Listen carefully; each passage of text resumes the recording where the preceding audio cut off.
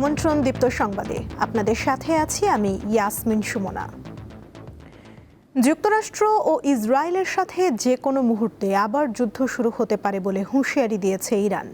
আজ দেশটির পার্লামেন্টের স্পিকার মোহাম্মদ বাঘের গালিবাফ জানান, যুক্তরাষ্ট্রকে তেহরান বিশ্বাস করে না।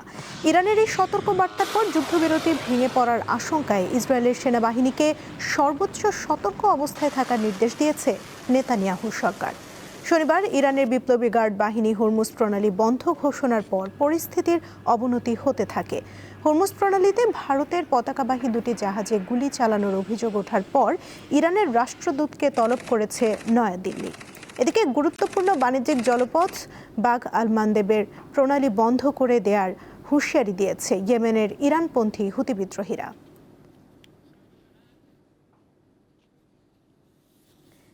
কাল সারা দেশে শুরু হচ্ছে হামের টিকাদান কর্মসূচি। 6 মাস থেকে 59 মাস বয়সী শিশুরা এই প্রতিষেধক পাবে। 5 এপ্রিল উচ্চ ঝুঁকিপূর্ণ 18 জেলার 30টি উপজেলায় জরুরি হামের টিকাদান কর্মসূচি শুরু করে সরকার। এরপর 12 এপ্রিল ঢাকাসহ 4 সিটি কর্পোরেশন এলাকায় টিকা দেওয়া শুরু হয়। এবার সারা দেশে একযোগে শুরু হচ্ছে এই কর্মসূচি। স্বাস্থ্য অধিদপ্তরের তথ্য অনুযায়ী চলতি বছরের 15 মার্চ থেকে এখন পর্যন্ত দেশে হাম ও হামের উপসর্গ নিয়ে 213 শিশুর মৃত্যু হয়েছে।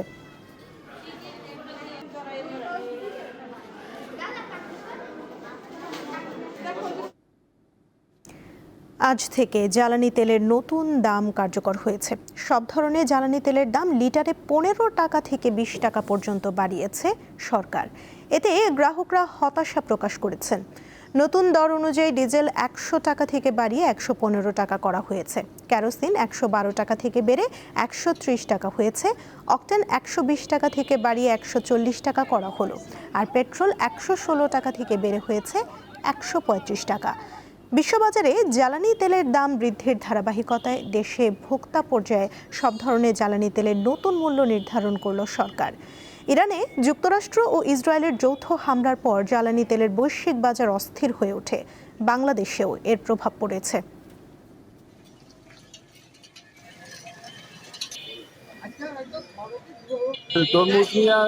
যাইতে পারতেছি না, তেল নাই, তেলের জন্য মাল পচে যাইতে আছে। জায়গা জায়গায় পেট্রোল পাম্পে দাঁড়ায় বসে থেকে তেল লোন লাগে 500 টাকা 1000 টাকা এর উপরে দিতে আসে না। সংসার চলবে না, সংসার তো চলা বন্ধ হয়ে যাবে। একটা ট্রাক এখান থেকে ঢাকায় যাইতে 150 লিটার তেল লাগে, সেখানে 500 টাকার তেল দেয়, তাহলে একটা ট্রাক কাঁচামাল দিয়ে কেমনে যায় ঢাকা? তারেক রহমান প্রধানমন্ত্রীর দায়িত্ব নেয়ার পর প্রথমবারের মতো কাল নিজ জেলা বগুড়া যাচ্ছেন। এই সফরে বগুড়া পৌরসভাকে দেশের 13তম সিটি কর্পোরেশন ঘোষণা করবেন তিনি। সরকারি নানা কর্মসূচির পাশাপাশি পৈতৃক ভিটাও পরিদর্শন করবেন প্রধানমন্ত্রী।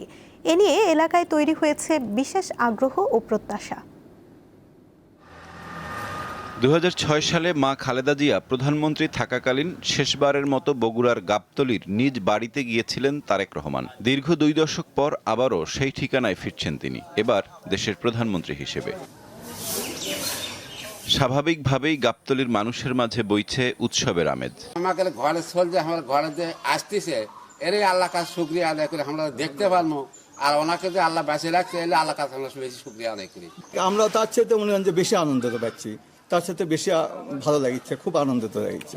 অনেকেই মনে করেন জিয়াউর রহমানের জন্মভূমি হওয়া সত্ত্বেও দীর্ঘদিন অবহেলিত বগুড়া ও গাবতলীকে এবার উন্নয়নের মূল ধারায় নিয়ে আসবেন তাদেরই সন্তান প্রধানমন্ত্রী তারেক রহমান। আমার দাবি হলো এই উনি যে ছেলে হিসেবে এই বাড়িতে আসবে, আমরা তো তাকে দেখতে পারবো দুই চোখ নয়ন ভরে, এটাই আমার সবচেয়ে বড় পাওয়া, আর কিছুই পাওয়া না। মানে সোমবার প্রধানমন্ত্রীর সফরে প্রায় 150 বছরের ঐতিহ্যবাহী বগুড়া পৌরসভাকে সিটি কর্পোরেশন হিসেবে ঘোষণা করবেন তিনি। এরপর ভাষণ দেবেন জনসভায়। মাননীয় প্রধানমন্ত্রী বগুড়া আসবেন। বগুড়া মানুষের প্রত্যাশা, দীর্ঘদিনের প্রত্যাশা, বাংলাদেশের সর্ববৃহৎ পৌরসভা সিটি কর্পোরেশন, সেটি তিনি শুভ উদ্বোধন করছেন। আদালতে অনলাইন জামিন কার্যক্রম সহ একাধিক উন্নয়ন উদ্যোগের উদ্বোধন করবেন প্রধানমন্ত্রী। দুপুরে তিনি যাবেন পৈতৃক ভিটা বাগবাড়িতে। এরপর স্থানীয় কলেজ মাঠে ফ্যামিলি কার্ড বিতরণ অনুষ্ঠানে অংশ নেবেন তিনি। বিকেলে শহরের জনসভায় যোগ দিয়ে দিন শেষে ঢাকায় ফেরার কথা রয়েছে প্রধানমন্ত্রীর। সাইফুর রহমান শিশির, দীপ্ত বার্তাকক্ষ। তীব্র গরমে রাজধানীর জনজীবনে হাঁসফাঁস। গতকাল দুপুরে কারওয়ান বাজারের তাপমাত্রা ছিল ৩৫ ডিগ্রি সেলসিয়াস। চলতি মাসে দুটি দাবদাহের আশঙ্কা করছে আবহাওয়া অফিস। বিশেষজ্ঞরা বলছেন, সবুজায়ন কমে যাওয়ায় গরমের তীব্রতা বাড়ছে। রাজধানীতে গাছগাছালি আছে শতকরা মাত্র ৫% এলাকায়। ২ দশক আগে তা ছিল ২৫%। মনে আছি কারওয়ান বাজারে, যেখানে গাছপালা একদম নেই বললেই চলে। এখানের লাইভ টেম্পারেচার মিটারে বর্তমানে তাপমাত্রা দেখাচ্ছে ৩৫ ডিগ্রি সেলসিয়াস এবং এখানে সচরাচর এই তাপমাত্রাটাই থাকে। এবার যাচ্ছি বাংলাদেশ প্রকৌশল বিশ্ববিদ্যালয় বুয়েট ক্যাম্পাসে। এখানে মোটামুটি আমরা গাছপালা দেখতে পাচ্ছি।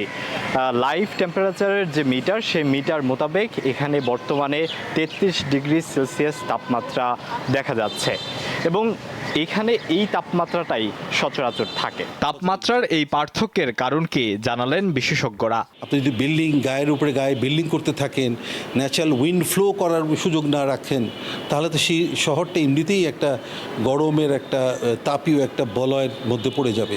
এর উপরে যখন আপনি এলনিনো, যে গ্লোবাল যে ক্লাইমেটিক ফেনোমেনা আছে, যেমন এলনিনো আছে, হিট ওয়েভগুলো হয়, তখন দেখবেন যে আরও বেশি ভালনারেবল হয়ে যাবে, কারণ আপনি নিজেকে তো আগেই ভালনারেবল করে রেখেছেন।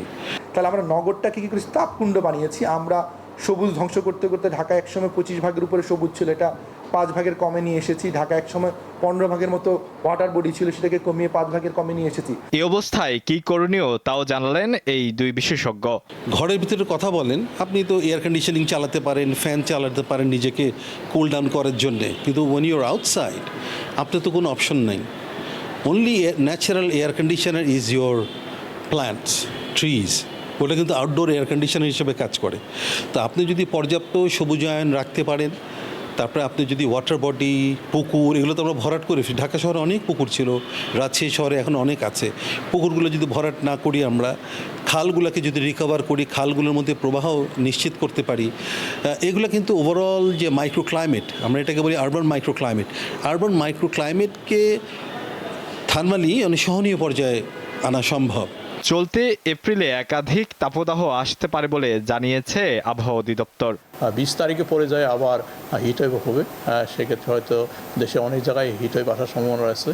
সেক্ষেত্রে হয়তো মৃদু থেকে মাঝারি কোনো কোনো জায়গায় তীব্র আকার হতে পারে।